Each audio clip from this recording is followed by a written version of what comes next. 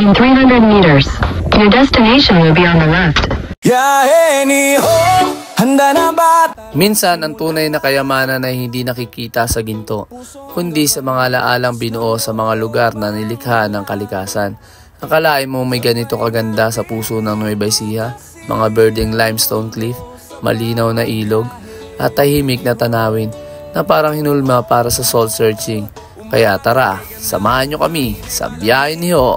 Tara na ho! Yo, what's up for today's video sa biyahe ni Ho? Noong kami nga ay nagplano ng isang simpleng getaway para makalayo sa stress ng lungsod. Isang lugar ang paulit-ulit na binabanggit sa mga travel vlogs, vlog posts at kahit sa usapan naming barkada.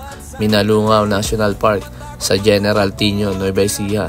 Ang napili naman naming pasyalan dahil sa lugar na puno ng natural na ganda. Maaga nga kaming umalis para iwas sa traffic habang binabaybay namin ang kalsada patungong Nueva Ecija.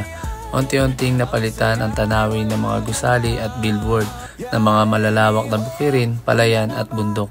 Nakakatuwang isipin na sa gitna ng mga probinsyang tanawin ay may nakatagong ganda na naghihintay matuklasan. At dito nga ay may dadaanan tayo mga makakasama natin sa lugar ng Minalungaw.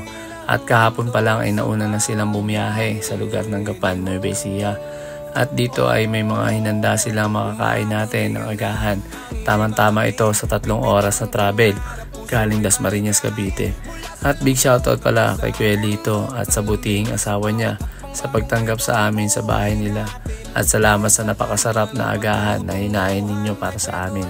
At pagkatapos ng masarap na almusal ay nagsimula na kami mag-travel papunta sa ating destinasyon.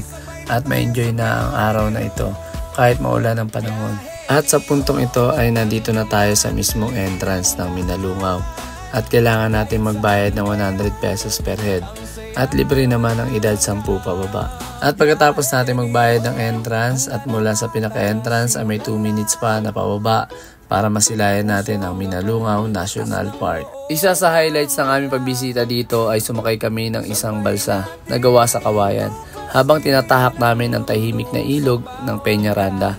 Habang nasa balsa kami, ramdam na ramdam ang presko ng hangin at ang linaw ng tubig para kang nasa ibang bansa.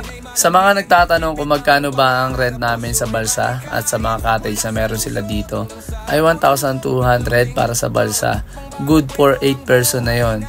May life vest na kasama. At sa mga cottage naman, nila dito ay naglalaro sa 300 to 500. Depende sa cottage na mapupusuan ninyo.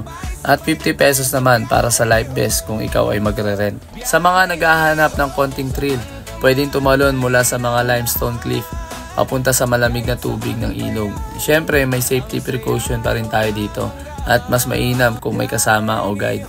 Dahil balitang balita sa lugar na ito na ang ilog na ito ay kumukuha ng mga pogi. Oho, tama ho kayo. Mga pogi lang ho ang kinukuha dito, pero sure naman kami na walang kukunin sa amin.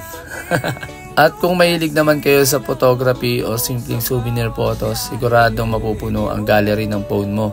Bawat sulok ng Minalungaw ay panalo para maging background mo mula sa matataas na bato at sa ganda ng paghulma dito at sa green na paligid nito. Ang aming pagbisita sa Minalungaw Park ay isang karanasan hindi ko makakalimutan. Sa gitna ng busy na buhay, ang araw na ito ay paalaala kung gaano kaganda ang ating kalikasan at kung gaano kahalaga na ito ay ating pangalagaan. Kung naghahanap ka ng destinasyon para sa isang quick escape mula sa lungsod, Minalungaw National Park ang isa sa mga dapat mong i-konsidera. Hindi mo kailangan lumipad sa malayong isla para makakita ng paraiso. Minsan nasa tabi lang ito, kailangan lang natin itong puntahan, damhin at pangalagaan. Sa mga pupunta dito, for sure na mag-enjoy kayo. So mag-iingat kayo palagi sa inyong mga biyahe.